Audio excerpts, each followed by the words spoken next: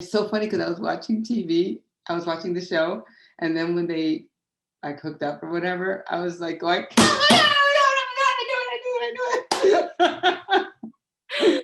So I guess I don't have to ask what you think of that relationship. Oh, yeah. Hey, there's a chick on my app. All right, I'm just saying women aren't meant to fight. You have tiny, hollow bones. Don't you think you're doing a lot of genderizing? What? Don't be a pussy. Join Cobra Kai. I was a natural cobra.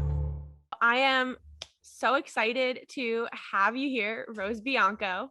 My namesake. You play Rosa, more affectionately known as Yaya, on Cobra Kai. And I'm so stoked that you're here. I'm excited to be here too. I actually, I had done a few of these podcasts and I wanted to kind of stop doing them for a minute because it just seemed too much and a lot of so very anxiety provoking. So I was like, let's take a break. But now I'm like ready to go back. So. Oh, well, I hope we don't cause you too much anxiety here. I like to just kind of be very informal and have fun and talk, human being to human being, not, interviewer to actor. Like that I can see how it could be very stressful, but I don't want to stress anybody out here. Good. And I also wanted to tell you a little bit about my name because I'm so curious. Yes. So I am half Puerto Rican and half Italian. My father was Italian, but he and my mother split up when I was like about 4 years old, and he was like a terrible dad. He disappeared from our lives entirely, and then all I know about him is he was born in Tampa. I don't know my family members from his side of the family at all. I have a huge side of my mother's side of the family. It's huge. But I mean, I don't know. So I was like, oh, we could be related. I mean, you never know. It is. Oh my God, I'm so sorry. Okay. He's such a big puppy. I know, he's a big puppy. Yeah. Sit down. We very possibly could be related. My whole family is from Italy. My grandma and my grandpa's side of the family, my dad's parents are both Italian. My mom's dad is Italian, so we've just got lots of Italian blood. Yeah. But both of my great grandparents were born in Italy and immigrated into the United States. And they actually were from the same area of Italy and didn't meet each other until they came to the US. And then they had my grandpa, and that is who I'm named after, my great grandma Antonia. But I recently just, my grandpa, who recently passed, he wrote an autobiography of his life for us a few years ago. And he told the story about how his parents came to the US and where he grew up and how he grew up on like a chicken farm in Long Island. And Oh, that's so cool. Are yeah. you in New York now, by the way? What? In the New York area right now? I am, yeah. I'm at my parents' house. Well, it's actually my grandpa's house. We just moved. So we bought my grandpa's house after he passed. And currently, I actually did a really good job of hiding it, but there are just boxes all around me. So we moved last weekend. So everything is very fresh. Yeah. It's been crazy, but I came home from school to help my family move because it's a big job. Very nice. So okay, you asked the questions. I'm so nosy. I'm asking you all these questions. No, it's a conversation. Feel free to ask me anything. I've found it so funny. I've been getting messages from fan accounts and stuff asking me if you and I are related. And I was like, I don't know, maybe. We're maybe related. Very possible. But I mean, family is also, really prevalent in Cobra Kai, and, you're a part of the Diaz family. And I've always been very curious about how you feel their family dynamic reflects like Latin culture, because I don't know a lot about it. Yeah, that's a really great question. Okay. Yes, actually, in in the newer immigrants, all right, because I'm the newer immigrants would have the grandparents. I'm sorry about that. Coming and living with their children. That's unbelievably common. And then the younger generation, which is maybe in their late 20s and 30s, they're working and they're taking care of their grandparents, which is, I mean, of their parents, which is actually something that doesn't really happen in American culture typically. And even in my culture it's Puerto Rican. So we came over, my mother was the one who would have been the immigrant. And then, so, back in the 60s and 70s, or I guess I'm not that old, but like in the 80s, I would be the one working to take care of my mom. But by that time, it was different. We had become way more Americanized because in Puerto Rico, even, it was definitely still, and to an extent, it's like that now. The kids kind of take care of their parents a lot, the elderly parents. And when my mom got too elderly, she moved back to Puerto Rico. She moved back here to where I am because she was having trouble. She had a heart attack and all this stuff. And so she moved here with me.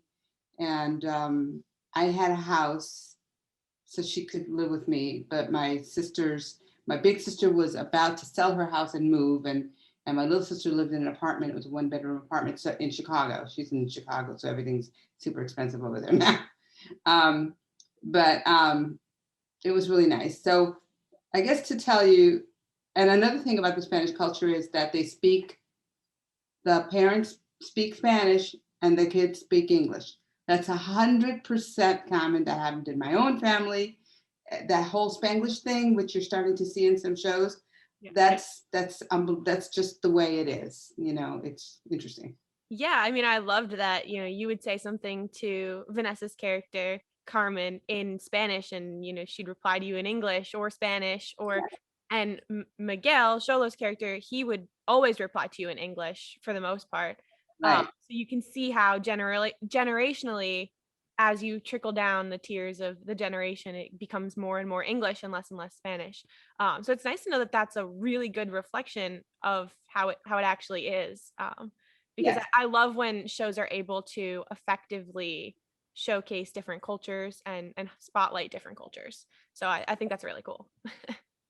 Yeah, and it really is. And I think that probably Carmen works long shifts, probably 12-hour shifts, which is what a lot of medical people do. So I'm at home cleaning, probably shopping, cooking dinner, just making sure that things are going okay. And I don't know. I've sometimes pondered this. I wonder if Rosa does something to make money as well.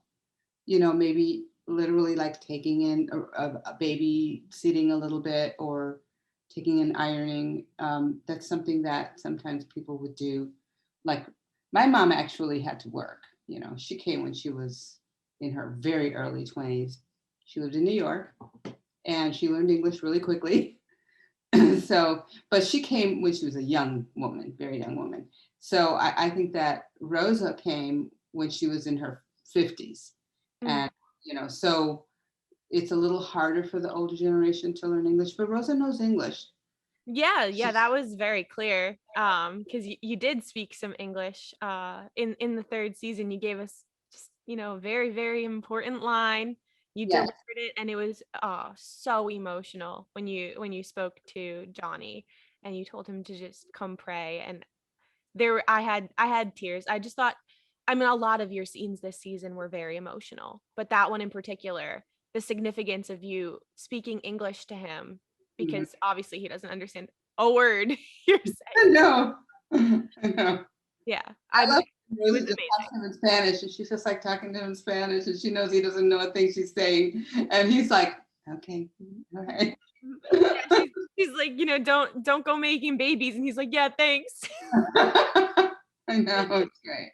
Yeah. Personally, I loved the plantain banana debate at the table. Yes, That was a yes. personal favorite of mine. um, but yeah, I mean, a lot of immigrant grandparents, don't necessarily learn a lot of English. I know my great grandma, who immigrated from Italy, never spoke a word of English a day in her life until the day she died. Just that was just what it was. And she lived with my grandpa and my grandma. She lived in this house that I'm in right now, in the upstairs, in like a mother-daughter apartment. So it's really special, like the family unit, and I love the way that the show showcases that, especially in this third season when you guys were going through a really hard time. Yeah, it does. It does. And it's family is everything. It's just, I can't, I'm sorry, I'm swaying a little bit. So I think it's really interesting that you say that, because I think it's something that is more old from before times where people would take care of their parents. I don't see it very often among my own contemporaries. They take care of their parents, but their parents are in their own apartment all the time, you know. It's just, maybe it's just because there's not enough space in their own homes. You know what I mean? Mm-hmm. I think it's cool that you were alive to see your great grandparents and your grandparents taking care of them. You know what I mean? Yeah, I wasn't alive. My dad was alive. But I Oh, was alive to see my parents.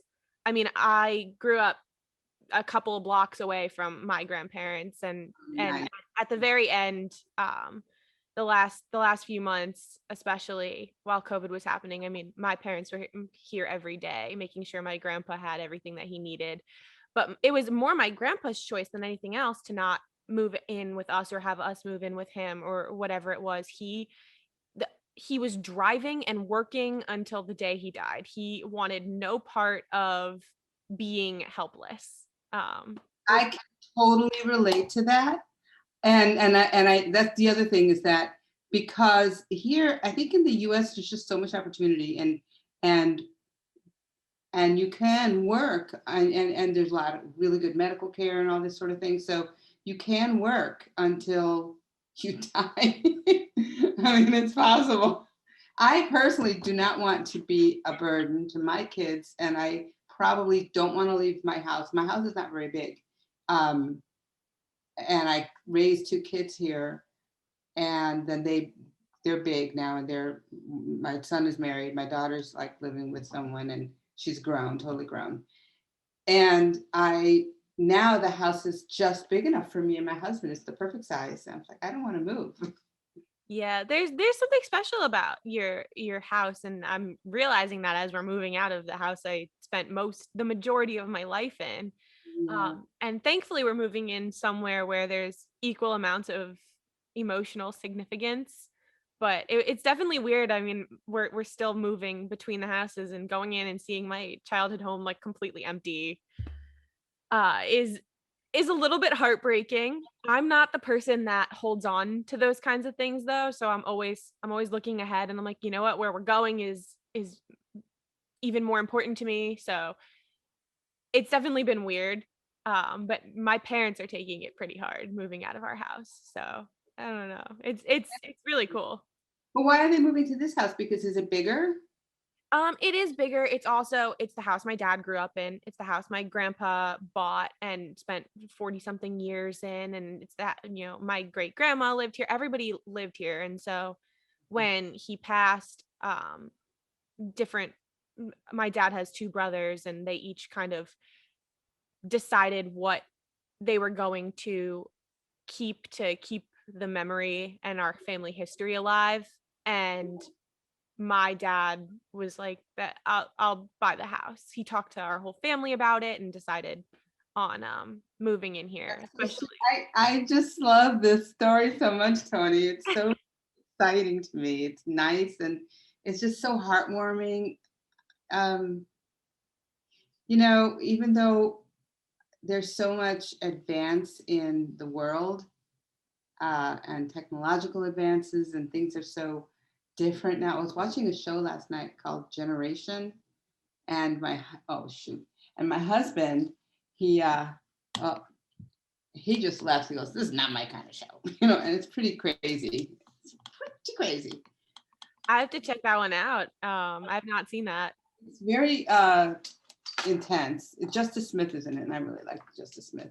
So it's, even though it's so like they dress so crazy, they go through these like really shocking things. I was like a Catholic school girl, so good that even now I go, oh my God, that's so shocking. But it's still the same basic core of humanity. And even during this time when we're all stuck in, me and my husband were stuck in the house for most of the year. My kids decided that they were going to be part of our pod because they didn't want to not be with us, you know? Yeah. So they and my son and his wife is a school teacher, you know, they were very, very careful, and we just made the choice they're going to come over for dinner and they're going to come over to help us. You know, I had to get a new license plate stuck on my car, and he came over to do that for me and that sort of thing. It's still, humans are still needing human kindness and connection at all times. So your story of keeping your family home is very heartwarming. Well, thank you. I didn't expect to tell it. But yeah, it is very special to me. And my grandparents were very special to me. So I love being in this house. This house has my favorite memories from my childhood. This is where I learned to walk, and you know, where I spent my last days with my grandma and my grandpa, both of them, years apart. But yeah, this house just has a lot of emotional significance to me. But what I do want to ask you Yeah. is, um, because you know you do portray a very tight knit family unit, how has that transferred over to your relationships with Vanessa and Sholo? Because you spent all your scenes are with them. Yes. So Vanessa is just such a lovely young woman, and we got along really, really well immediately. And we were, you know, they give me the lines in English and I have to translate them in Spanish. And she's actually from a South American background. So sometimes I was like, how would you say this? Because she might know a little bit more of the South American lingo. And Sholo's mom would come and we'd all like talk about the best way to say this, that sort of thing. It was just like we had a really good friendship. Sholo was like maybe 16 when I met him, 16 or 17. And he had the braces and he was just like so adorable, you know. So he's just like a really adorable kid. And now he's thinking about what he's going to study in college. I think he wants to be a film director. So I feel really proud. And Vanessa, I feel like she's kind of like one of my other daughters. I have a few TV daughters that I just kind of follow how they're doing, and we talk on the phone. We're really friendly. She's very, very sweet, and I just feel lucky because sometimes there's not a good click between the actors that you're working with necessarily, and it's been, you know, a while that we've been working together. So if we didn't like each other or something like that, that would be terrible. But we do. We like each other a lot. You know, when she would come into town, we'd go out to lunch, you know, so we have a relationship outside of the show, but only really mostly with Vanessa because Cholo's a young man, you know, and we're just like, hey, Rose, give you a hug. And he's like telling me what his plans are, but we don't really chat on the phone. Let's just say that. I mean, that makes sense. I think a lot of kids avoid conversations with their grandparents, much less their TV grandparents. Right. But it is cool that you got to kind of see him grow up. He is truly transformed as an actor between season 1 and season 3, and that's very evident. And he, you know, during quarantine with his beard, he looked like a grown man, and I was like, "You still have braces? What are you talking about?" And it's strange because they're my age, but you go back and you watch season 1 and they look so little. Yeah. Okay, well, remember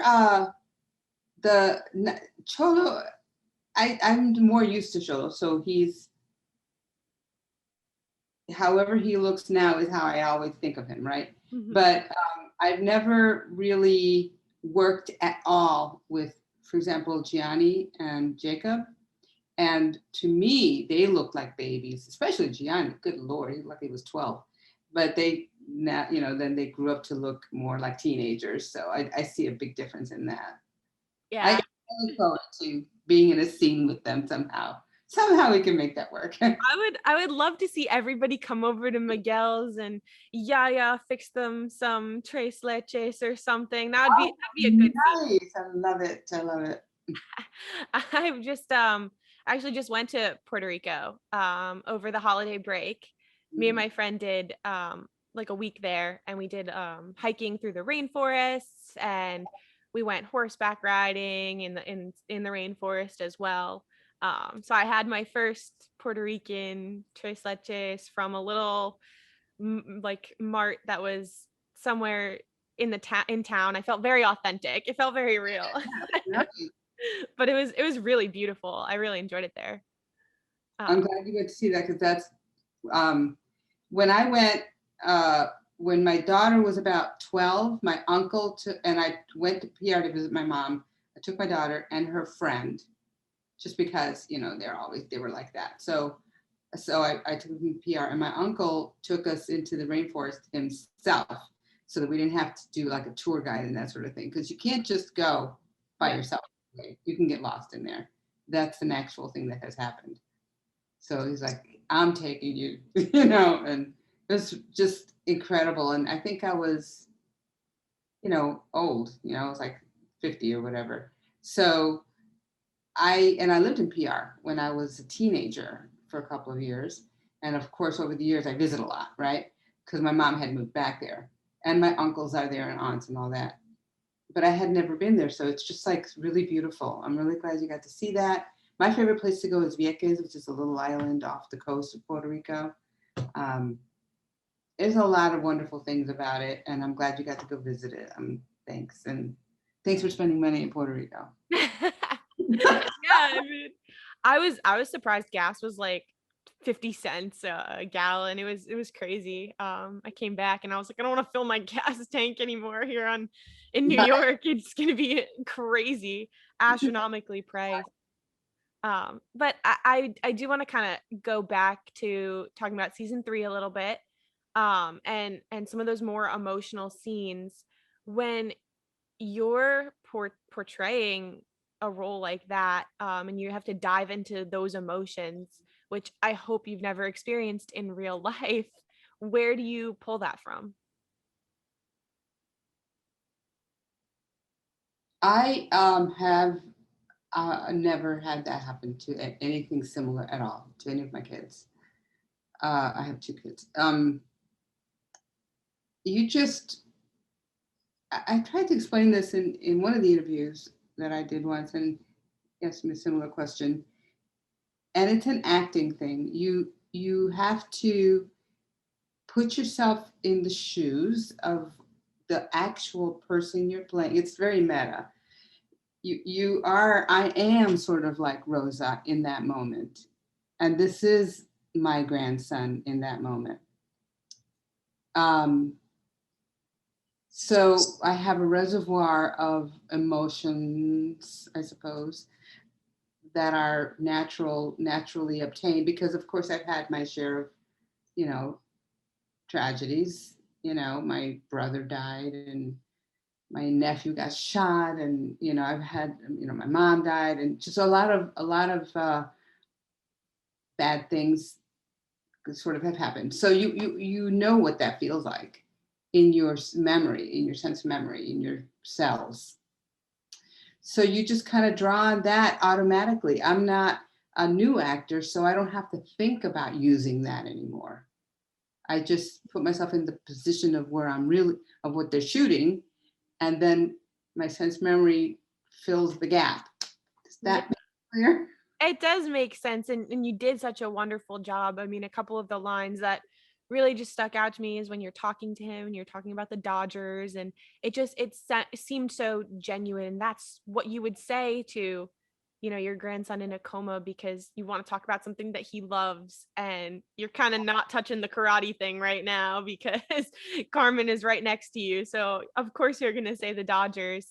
But my favorite really was when you asked Johnny to pray with you, and the significance of that, and kind of opening up the faith conversation of like, the Diaz family is religious, and that would be what she at, like there was such a significance to that moment. Yeah. Because I'm welcoming him to my family. We're going to do something incredibly personal, and I feel, I think Rosa feels like Johnny, with all his troubles and all his faults, he's just a really good person, and he has changed the dynamic in the Diaz home. He has. I think that before it was just a lot of uh, the same, because Carmen, probably never really dated for a long time before she saw Johnny, and was thinking, because there's definitely a thing going on there. You could tell, right? It's so funny because I was watching TV, I was watching the show, and then when they like hooked up or whatever, I was like going, I do it. So I guess I don't have to ask what you think of that relationship. Oh yeah, it was great. I'm so happy about that. But so I think that he's brought like a spring in Carmen's step. He's given confidence to Miguel. It's kind of really enhanced what's happening in our own home. And a mom always wants the best for her kids. That's really all she wants, ultimately. So I'm just thrilled, and I'm saying you need to come with us because you are a significant part of this family. Yeah. And you kind of led into a good point. I think we are potentially going to see Carmen and Johnny get together in some sense in season 4, and there's going to be probably some backlash with Miguel. I don't see him being thrilled about it after all the Allie stuff. Like, hey, you've been obsessing over this high school chick. Now you're banging my mom. Excuse me. He has no idea. So I just want to, I mean, and you don't have to, if you already know, don't share anything, obviously. But I think Rosa is going to be pretty thrilled. I would think so, because I love Johnny. You could tell from the beginning. I'm like, he's so good looking. Oh yeah, just all the time. I think that's clear. I think that's clear. I'm very, very, I'm happy that there's anything going on with my daughter. I think she's just so full of drudgery that I just want her to be happy. Yeah. I'm sure that would be definitely the case. Yeah. And unfortunately, I feel like Carmen has gotten a lot of, not hate, but like a lot of criticism for being so emotional. And I want to talk to you about it because, you're there and you're shooting with Vanessa and you're reading through the script and you're talking about it with her. But I personally felt like if I was a mother dealing with that kind of tragedy, I would, of course, be a worried mother after everything that has happened with her ex-husband, and immigrating to the States. And Mm. I just don't understand why there's so much criticism. So I don't know if you could shed some light on kind of the range that Vanessa is thinking about. Not really. We just play what's written on the page. Like I told you, I got so excited when I was watching the show because I don't see all the scripts. I only see the scripts that I'm in. So it's saying that she's really upset only because these guys, the writers, the creators, they're just so brilliant. Because I love the show, and I binged it in season 3. I didn't for the season 1 and season 2 because it was on YouTube, and then I had to sign up and all this stuff. But I just like, this is so well written. So what is written there is only what would be true. Put yourself in the shoes of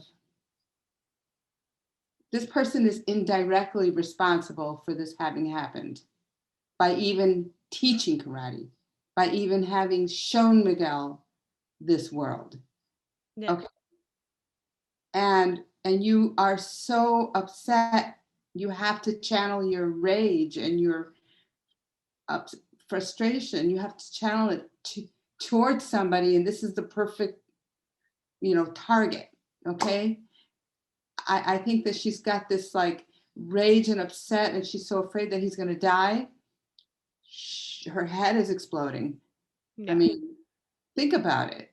And I didn't know that this was a thing, actually, Toni. And if it is, because I don't really follow the boards and all that sort of thing,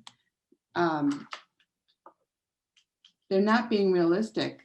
Think about, because this show is actually very realistic, even though it's over the top in some ways. All those fights are ridiculous. Kreese, I'm like, that guy needs to go to jail. What the hell is wrong with that guy? But and Tori, like, oh, that poor Tori, she's so crazy. But ultimately, it's pretty realistic. That is the realistic trajectory that Carmen would take as a concerned mom of any nationality. Yes, I 100% agree. And I think a lot of that criticism is coming from younger kids who don't understand what it's like to be a parent, especially being a single parent. And there is a lot of worry that comes with your only child, and he's the most important thing in her life. And when he starts doing karate, she's worried about it. And by the time we get to season 3, it's all kind of every single one of her worries has come to fruition and then some. Yeah. Exactly. And I think she's so strong, even just for being able to get him the help he needs to deal with it, to let Johnny back into his life, to let Johnny back into her life. She is such a strong woman. And I think there are a lot of younger kids out there who don't understand that. And I think that's where the criticism is coming from, because any adult that I talk to is like, she's so awesome. She's badass in her own right. But yeah, there's definitely so been awesome, Toni. The other thing, if you think about the scene where they finally get together, okay, and then they wake up in the morning, okay, remember that? That must have been tricky. How did she do that without Miguel noticing? I'm sure Rosa might have said, "What's going on?" But she was she's so real. This is what I love about Vanessa. She's such a good actress, because it was so, the Hurwitz, Schlossberg Healed trio, they cast it this way also, but the writing and the casting, and to some extent the directing, right? They make it so it's with a lot of realism and not a lot of cringe. So it wasn't cringy at all. It was just like you're just rooting, you're happy. It wasn't cringy. They wake up in the morning, they act like normal people would, yeah. It wasn't just like, yeah, like being all hyper ridiculous. They weren't. It was like, this is how it would really be. And it was just lovely, So she's just such a centered person, Carmen, Mhm. And honestly, Vanessa is too. She's very much into health foods. She's like, I think she's gluten-free, and she's very spiritual. Vanessa is. And, when you're casting a show, and how I am talking to you right now, I'm like, blah, this is because this my personality, right? Mm-hmm. So they wanted somebody like that for Yaya. I did it at first. I was a little too sweet. I got a note saying, you need to be a little bit more like prickly. And I'm like, oh, okay, I got that. So you kind of have to have that in your essence anyway. So Carmen's essence, like Vanessa's essence, is very centered, is very calm, and it's, and is strong and together. And I read so well. I'm getting emotional talking about this. I love the women of Cobra Kai. Everyone, I mean, everything is written so beautifully. But there's something about the women in this show that all of them are so strong, so badass, and so well written, especially because let's be really honest, the big 3, John, Josh, and Hayden, they're white men. And so it's not always easy to write about another culture or another gender. And they do such a brilliant job of writing the show and making it something that any person could sit down and watch. And it is so realistic with a little bit of karate sprinkled on top. It's real life with like a sprinkle of a dash of karate A thrown. drastic drama. Yeah. But I do, and I love how the show is done. There are a lot of reboots out there and a lot of recreated old movies and shows that aren't doing it as well as the show is. And I think the show has become a really good like baseline for how to do a reboot. So I pride all of you, the writers, the directing, the actors. I mean, obviously they cast you right, but then you also have to go in and play it right. Not always. I go in and I don't have the right idea, and then like we wanted to be a little bit less like this and more like that. Obviously you don't have all the answers, but I have enough. I can like turn on a dime if they give me a note, because I've had training and all that sort of thing. But speaking of, I just want to speak about the women of Cobra Kai. Amanda, in this last season, because I watched all of it in a row in like a 2-day period, right? So you really get to see how they act throughout the whole period and the build of the character and all that sort of thing. So I became in love with Amanda. She is so together. She's so funny. And she's too good for Daniel. She is. And I say this all the time. And I think it's because Courtney is from this area. She reminds me so much of a Long Island mom. And it's so great. Like she makes me feel so comfortable as she's like, when she punishes Sam in the first season and she takes the phone away and it's vibrating in her bag. And she's like, yeah, you're getting a lot of calls. It's such a Long Island mom thing to do, to have the bag vibrating right in front of your kid. Yeah. Yeah. But she has kept it together so well, and she exudes class and sass in the same sentence somehow, and she nails the delivery. And I love watching her on screen. My Long Island homie. I love it. That's so true. Yeah. But you, Yaya, I've always said, and I wish someone was here in this house to back me up on this, but after I watched the first season, people were like, oh yeah, who's your favorite character? I was like, Yaya, she's got the best lines in the entire show. Yeah. And it's so delivered. And I'm like, hold on, I have to take a step back and like really assess all the characters. But first instinct is always you, because I love the delivery of the lines. I think they're so well written, which isn't you, but the delivery of it is absolutely you. And even though it was all in Spanish, and when you first watched on YouTube, I didn't have the subtitles. I had to go look up what you were saying. Oh my gosh, really? But yeah, well, I didn't have the subtitles on, and I was like, oh, I have to go back and put them on. And then I would translate them and I'd be like, holy shit, this lady's so funny. Like it's everything you want in like a sassy, prickly grandma who just has like your best interests at heart. Thank you. That's so great. That makes me feel so great. That's nice. And it is. I guess I didn't realize. Maybe I didn't think about it because I know what I'm saying.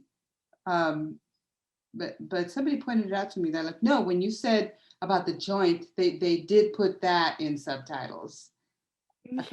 Things they did, but not like everything she says. I'm like, oh. Not everything. Not the jerking off line too. I had to look up, and it was a very interesting thing to put into my computer because I got some weird results. But it's so funny, and Yaya as a character She says it all. Like, it's just like you don't even need to. You know what she's saying. I had an inkling of what, I mean, because they do set it up so well, and he's in there grunting, and then you do the little eye roll, and I'm like, oh, she's saying something about stupid boys in there, like you kind of got the gist of it, and you always get the gist of the emotion or what it is that you're conveying without knowing any Spanish. So I do think that it's so well done. Well, thank you. Yes, and I look forward to more lines because they are some of my all-time favorites of this series. I mean, when you come in, you're like, yeah, I just smoked his joint. I'm like, who is this lady? What is she hiding from us? Why is she not out there doing the karate? She's badass. That's right. Well, it just goes to show you people are three-dimensional. You never know. They've got full lives. Who knows what's going on behind the scenes over there? It's like, it's my arthritis. It's my arthritis. I don't know. Maybe it's because I had such a wonderful relationship with my grandparents, but I love seeing you on screen, and I love the dynamic of the Diaz family. So it's so wonderful. It is. It is. I'm just really happy. And so I always like work also with Billy. He's also somebody else that I kind of got to know a little bit because I work with him and we're on those sets all day long, when I show up. So he's really nice. He's he's really good. He's really he's so subtle and understated, but conveys every single thing in an eyebrow. He just can go like, and then you know exactly what he's saying, what he's thinking. Okay, he's very subtle and understated, and I think that he set the tone a little bit for it. It helped me to know how to play it. I'm a little louder than he is, obviously, just by nature, my personality. But so there's like ups and downs whenever he's in the Diaz family. I don't know. He's great. I really like him. He's just really skilled as an actor. He does the same thing over and over and over. He has all kinds of energy. He's in every single scene practically. So I have a lot of respect for him. Have you explored the set at all? I mean, outside of the few places that you act in. No, and actually, I was talking to Peter from Cobra Kai podcast about this situation. He goes, "You've never seen the Zen garden?" I'm like, "No, I don't know where it is." And I was like, "I saw you in a picture in the Zen garden." I was like, "How did you get to see that?" He goes, "It's right on the set." I'm like, "I don't walk around. I don't walk around and explore. I just, we're kind of not supposed to just disappear. We have to be findable at all times, because they might need me for anything. They might need me for a costume thing. They might need to adjust my mic. They might need, okay, we're doing this rehearsal. Okay, we're going to shoot now. So you either just stay in your trailer and they come say, okay, time to go. And then you go to the set and you wait in the waiting area. And then you sit and chat, and then you go on set and do your thing. And then you go back to the waiting area and then you sit and chat some more, So you don't just wander around, or at least I don't. Because I'm not on the show that much. So when I'm on there, I'm only there to do my thing. It might take all day long, but I'm not going to disappear. So Makes sense. Zen garden. Of course, I've seen Billy's apartment, but that's it. That's it. I would say you should go explore, but I feel like with this COVID world, I feel like that's probably not even an opportunity if you're in season 4. I would imagine and hope that you are in it because we need more Diaz family. But if you are, and if COVID is not a hindrance, I would say if you can, go check those places out, because for those of us who can't, it is I can't even imagine what it would be like to sit in Mr. Miyagi's backyard in his Zen garden. I will do that. If I go on the set again, I will take my camera and I'll take some pictures and post it and say, look, I got to do this. I got to see this. This is so great. Well, as we're heading towards that hour mark, I want to wrap up so that you're not anxiety ridden or stressed out by this. So I have a few more questions for you that I really want to know the answers to. And you have played the matriarch, the mom, the grandma in a lot of family units in a lot of different films and TV shows. Mm-hmm. So this role of Yaya, of Rosa, seems to come very naturally. I want to know if there was one that was more difficult to play? I think that the light went out. Oh gosh. The most difficult thing I've done probably was the airport scene in Project Power. I felt terrible about it. Yeah, I just felt, I was really cold. They didn't get to it until like 3:30 in the morning. Did you see that movie? I did not. I didn't. So It's on Netflix though, right? it is. And it was just like, it was real hard to do because I was freezing and you have to stop shaking in order, it was freezing and I was so tired and I was so full of coffee, so sometimes technically things are really difficult. So when technically the things are hard, that's, that makes it harder. Excuse me. But the other part of the show where I'm indoors, um, it was, even though I played like a kind of a bad guy, I was like a drug cartel lady. It still was super fun. Just fun, fun, fun. That's all I can say about that. It was really cool to do it. I had great makeup, great hair, great costume. So I've, like when I worked on Being Mary Jane for a few years, I had a tiny little role there, but every time I was on set, I enjoyed it because it was like Gabrielle Union, I like really respected and kind of adored her because she was so tall and beautiful all the time, and she would talk to me like she's talking to me. Oh my God, and Lisa Vidal, she was so wonderful. So I usually, I don't have such a important part in these shows that I feel scared, like, oh my God, there's so much responsibility resting on my shoulders or anything like that. What's hard is when you have to cry. That can be hard. So I did this show on New Amsterdam and I had to cry and have this super emotional scene in the hospital. So then the next scene, I had to go to the airport and meet my daughters. I haven't seen them in 11 years and all this stuff. So I'm really happy. But I had a huge lunch before that scene. And they shot it, they did it a few times, and I'm really happy to see my children. And the director, like, she really wants me to bust out crying. She's like, it's really important. That would be so great. I know you could do it, Rose. I know you could do it, Rose. She was Australian. You're a rock star. You can do it. Like, oh my God. And then the guy playing my husband was flirting with the extras. And I'm just like, oh my God. So that was very difficult. I don't have a stomach. It's very difficult. Technical things, Toni. Those are the difficult things. I can only imagine the guy playing your husband off in the background. You're just like, oh God, okay, I gotta think. Let me focus. Well, it leads me into my next question for you, which is, where can we check out your work? What are some of the things that you've been up to? I know that with COVID, there hasn't been a lot of work, but I know you shot some stuff before that. So what can you tell everyone that they should be putting on their watch lists? Because I'm taking notes. Okay.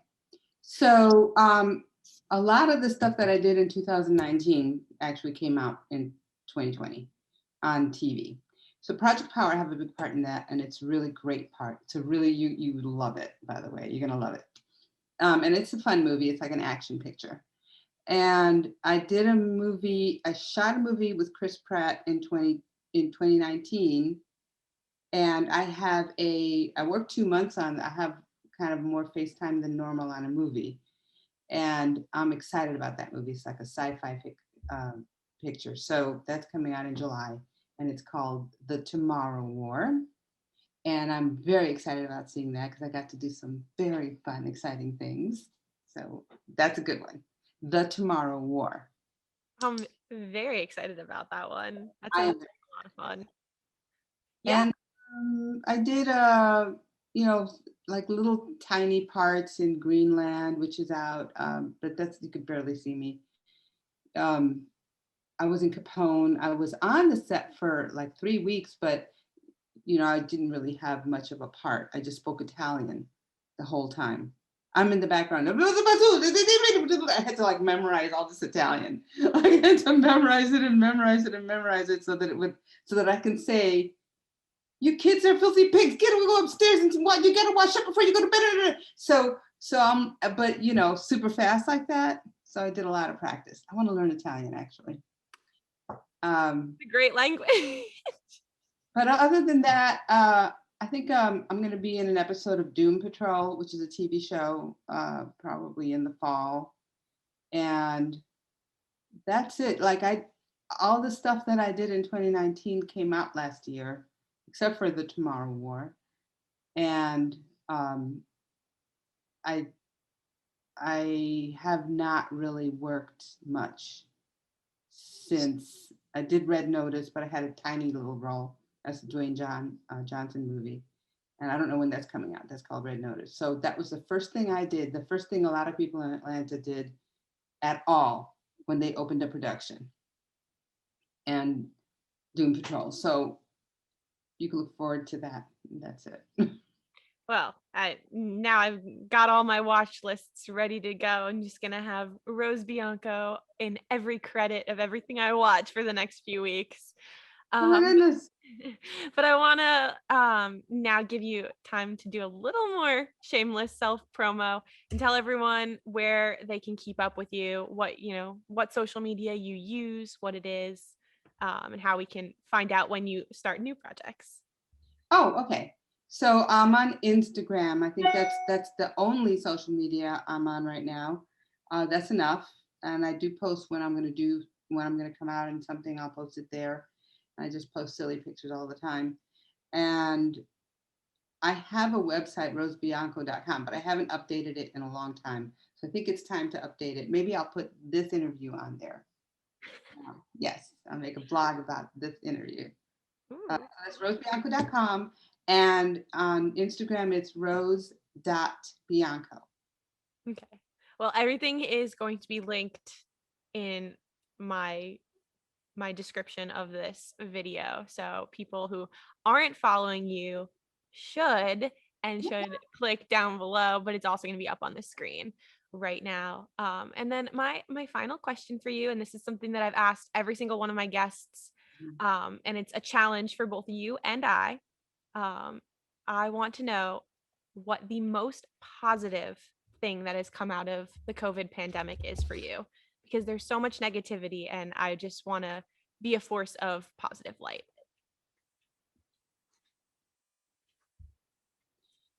I've been at home more, and that seems like not the greatest good thing, I suppose, but I adopted a puppy. She knows nothing except for me being at home.